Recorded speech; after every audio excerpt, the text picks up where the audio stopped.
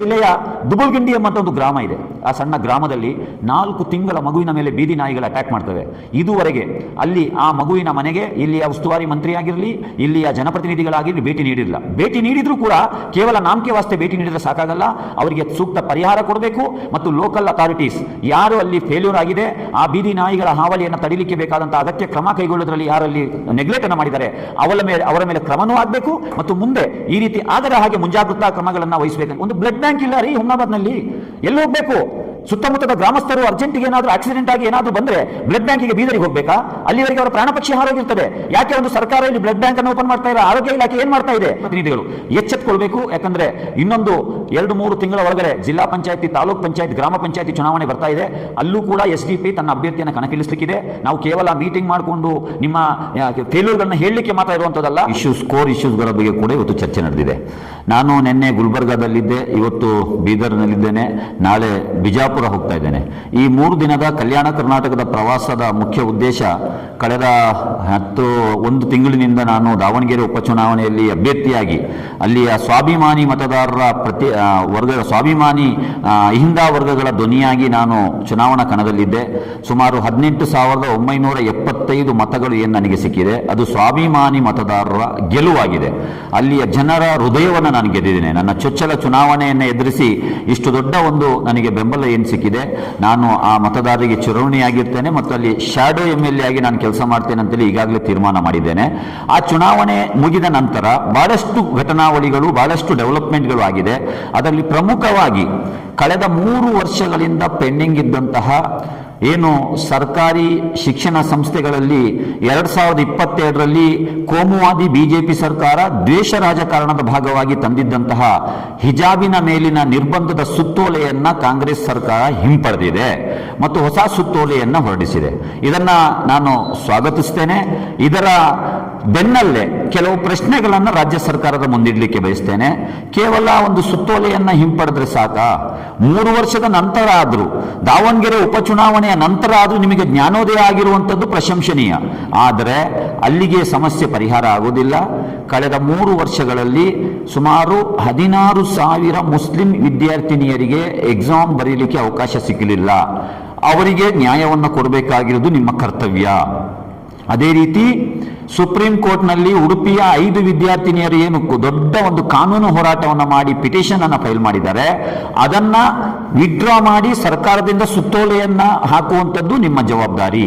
ಇದರೊಟ್ಟಿಗೆ ಈ ಹಿಜಾಬ್ ಇಶ್ಯೂ ಪ್ರಾರಂಭವಾದ ದಿನದಿಂದ social democratic party of India ಈ ವಿದ್ಯಾರ್ಥಿಗಳ ಹಕ್ಕುಗಳ ಪರವಾಗಿ ಧ್ವನಿ ಎತ್ತುತ್ತಾ ಬಂದಿದೆ. ಇವತ್ತು ಇದರ ಕ್ರೆಡಿಟ್ ಅನ್ನು ತಗೊಳ್ಳಿಕ್ಕೆ ಕೆಲವು ಕಾಂಗ್ರೆಸ್ನ ಮಿನಿಸ್ಟರ್ಗಳು, MLAಗಳು ಪೋಸ್ಟರ್ ಅನ್ನು ಹಾಕೊಳ್ತಾ ಇದ್ದಾರೆ. FBಯಲ್ಲಿ, ಇನ್ಸ್ಟಾದಲ್ಲಿ, ಟ್ವಿಟರ್, Xನಲ್ಲಿ ಬಂದು ಫೋರ್ಸ್ ಕೊಡ್ತಾ ಇದ್ದಾರಲ್ಲ. ಕ್ರೆಡಿಟ್ ತಗೊಳ್ಳಿ. ನೀವು ಯಾವಾಗ ಕ್ರೆಡಿಟ್ ತಗೊಳ್ಬೇಕಂದ್ರೆ ಅವರ ವಿದ್ಯಾರ್ಥಿನಿಯರ 16,000 ವಿದ್ಯಾರ್ಥಿನಿಯರಿಗೆ ನ್ಯಾಯ ಸಿಕ್ಕಿದಾಗ ಮಾತ್ರ ನೀವು ಕ್ರೆಡಿಟ್ ತಗೊಳ್ಬೇಕೇ ಹೊರತು ಆ ಕೆಲಸವನ್ನ ಸರ್ಕಾರದ ಕಿವಿ ಹಿಂಡಿಸಿ ಅದನ್ನ ಮಾಡಿಸಿ. ಒಂದು ವೇಳೆ ಡೈರೆಕ್ಟ್ ಎಕ್ಸಾಮ್ಗೆ ಕೂರಿಸಲಿಕ್ಕೆ ಸಾಧ್ಯ ಆಗೋದಿಲ್ಲ ಅಂತ ಹೇಳಿದ್ರೆ ಅವರಿಗೆ ಸ್ಪೆಷಲ್ ಟ್ಯೂಷನ್ ಅನ್ನ ವ್ಯವಸ್ಥೆ ಮಾಡಿ ಅವರಿಗೆ ಎಕ್ಸಾಮಿನೇಷನ್ಗೆ ವ್ಯವಸ್ಥೆ ಮಾಡಿಕೊಡಿ.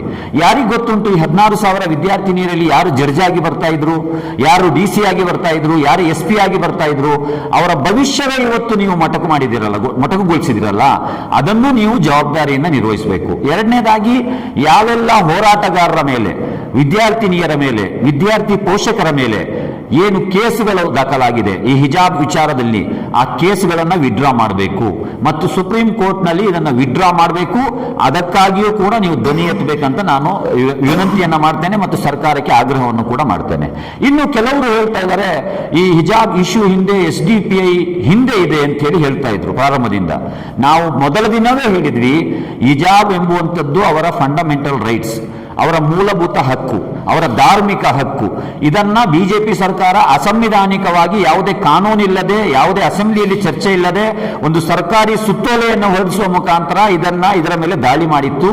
ಇದರ ವಿರುದ್ಧ SDP ಹಿಂದೆ ಅಲ್ಲ, ಆ ವಿದ್ಯಾರ್ಥಿನಿಯ ಪರವಾಗಿ ಮುಂದೆ ಹಿಂದೆಯೂ ಇತ್ತು, ಇವತ್ತು ಕೂಡ ಇದೆ, ನಾಳೆಯೂ ಇರ್ತದೆ. ಇದು ಸ್ಪಷ್ಟವಾದ ಸಂದೇಶ. ಇನ್ನು ಎರಡನೇ ವಿಚಾರ, ನಮ್ಮ ಒಂದು ಪಕ್ಷದ ವತಿಯಿಂದ ಒಂದು ಅಭಿಯಾನವನ್ನು ನಾವು ಹಮ್ಮಿಕೊಂಡಿದ್ದೇವೆ.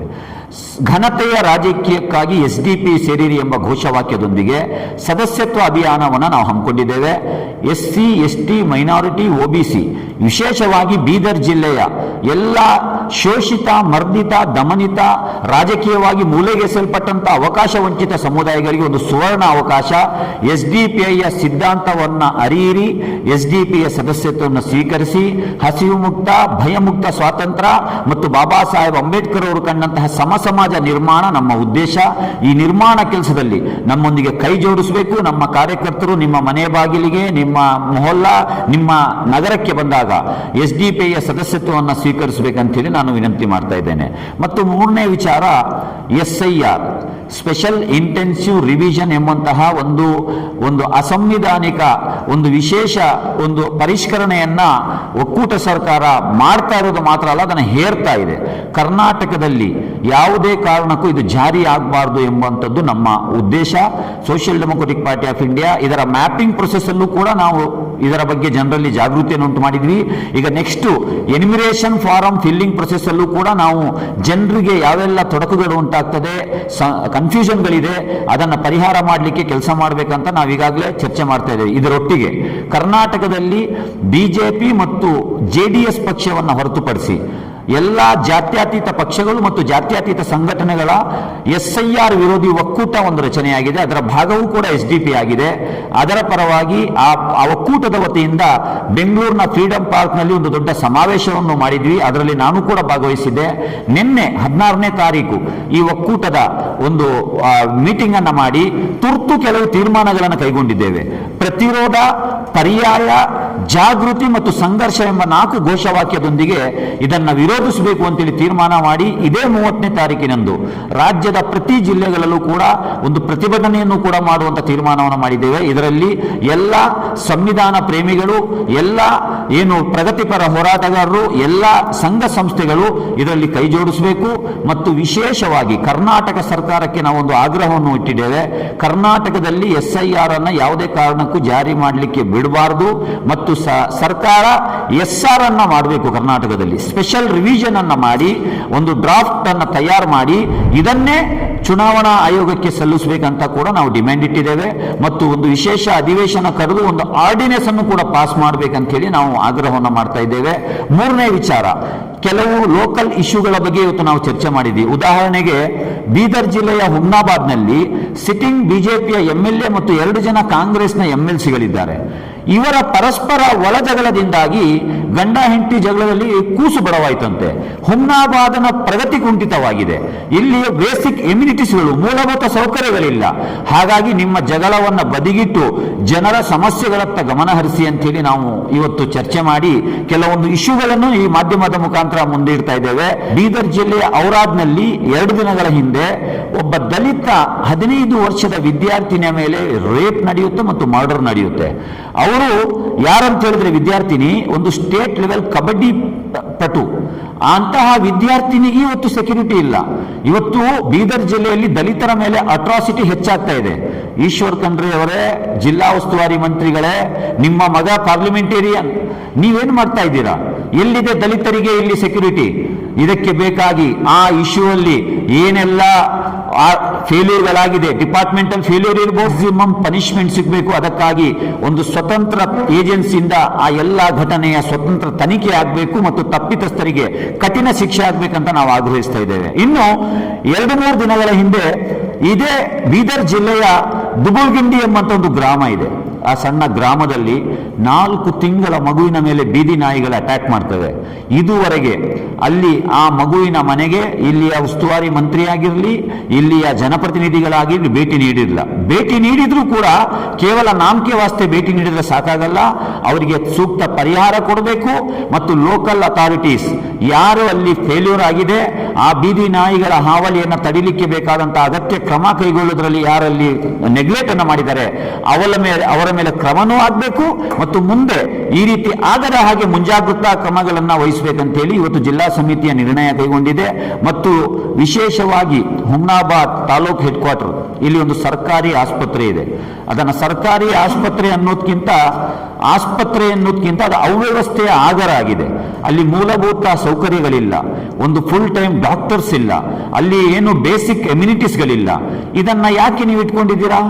ಯಾವುದೇ ಒಂದು ಕಾಯಿಲೆಗೆ ಅಲ್ಲಿ ಪೇಷಂಟ್ಗಳು ಹೋದ್ರೆ ನೀವು ಒಂದು ಬೀದರ್ ಜಿಲ್ಲಾ ಆಸ್ಪತ್ರೆಗೆ ರೆಫರ್ ಮಾಡ್ತೀರಾ, ಇಲ್ಲ ಅಂದ್ರೆ ಪ್ರೈವೇಟ್ ಹಾಸ್ಪಿಟ್ಲಿಗೆ ರೆಫರ್ ಮಾಡ್ತೀರಾ. ಹಾಗಾದ್ರೆ ಹಾಸ್ಪಿಟ್ಲಿಗೆ ಹಾಕ್ಬೇಕು, ಅದಕ್ಕೆ ಬೀಗ ಹಾಕ್ಬಿಡಿ. ಯಾರು ಬರ್ತಾರೆ ಹಾಸ್ಪಿಟ್ಲಿಗೆ? ರೋಗಿಗಳು ಬರುವಂತದ್ದು. ಬಂದಾಗ ಅವರಿಗೆ ಸರಿಯಾದಂತಹ ಸೂಕ್ತ ಸ್ಪಂದನೆ ಇಲ್ಲ, ಅಲ್ಲಿ ಸೂಕ್ತ ಚಿಕಿತ್ಸೆ ಸಿಗೋದಿಲ್ಲ ಅಂತ ಹೇಳಿದ್ರೆ ಯಾಕಾಗಿ ಬೇಕು ಈ ಆಸ್ಪತ್ರೆ? ಹಾಗಾಗಿ ಈ ಆಸ್ಪತ್ರೆಯ ಮೂಲಭೂತ ಸೌಕರ್ಯಗಳ ಅಭಿವೃದ್ಧಿಗಾಗಿ ಅಗತ್ಯ ಕ್ರಮಗಳನ್ನು ತಕ್ಷಣ ಕೈಗೊಳ್ಳಬೇಕು.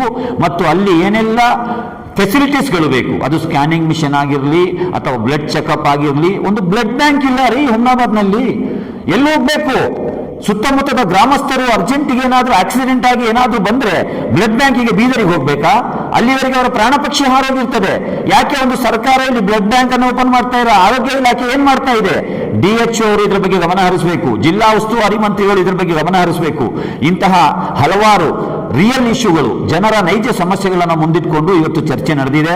ಮುಂದಿನ ದಿನಗಳಲ್ಲಿ ಈ ಎಲ್ಲದರ ಬಗ್ಗೆ ಇಲ್ಲಿರುವಂತಹ ಜಿಲ್ಲಾಡಳಿತ, ತಾಲೂಕು ಆಡಳಿತ ಮತ್ತು ಜನಪ್ರತಿನಿಧಿಗಳು ಎಚ್ಚೆತ್ತುಕೊಳ್ಬೇಕು. ಯಾಕಂದ್ರೆ ಇನ್ನೊಂದು 2-3 ತಿಂಗಳ ಒಳಗಡೆ ಜಿಲ್ಲಾ ಪಂಚಾಯತಿ, ತಾಲೂಕ್ ಪಂಚಾಯತ್, ಗ್ರಾಮ ಪಂಚಾಯತಿ ಚುನಾವಣೆ ಬರ್ತಾ ಇದೆ. ಅಲ್ಲೂ ಕೂಡ SDP ತನ್ನ ಅಭ್ಯರ್ಥಿಯನ್ನು ಕಣಕ್ಕಿಳಿಸ್ಲಿಕ್ಕಿದೆ. ನಾವು ಕೇವಲ ಮೀಟಿಂಗ್ ಮಾಡಿಕೊಂಡು ನಿಮ್ಮ ಫೇಲ್ಯೂರ್ಗಳನ್ನ ಹೇಳಲಿಕ್ಕೆ ಮಾತ್ರ ಇರುವಂಥದ್ದಲ್ಲ. ನಾವು 24x7 ವರ್ಷದ 365 ದಿನವೂ ಜನರ ರಿಯಲ್ ಇಶ್ಯೂಗಳನ್ನು ಹೋರಾಟ ಮಾಡ್ತೇವೆ. ಚುನಾವಣೆ ಬಂದಾಗ ಚುನಾವಣೆಯಲ್ಲೂ ನಾವು ಚುನಾವಣಾ ರಾಜಕೀಯಕ್ಕೆ ಬರ್ತೇವೆ.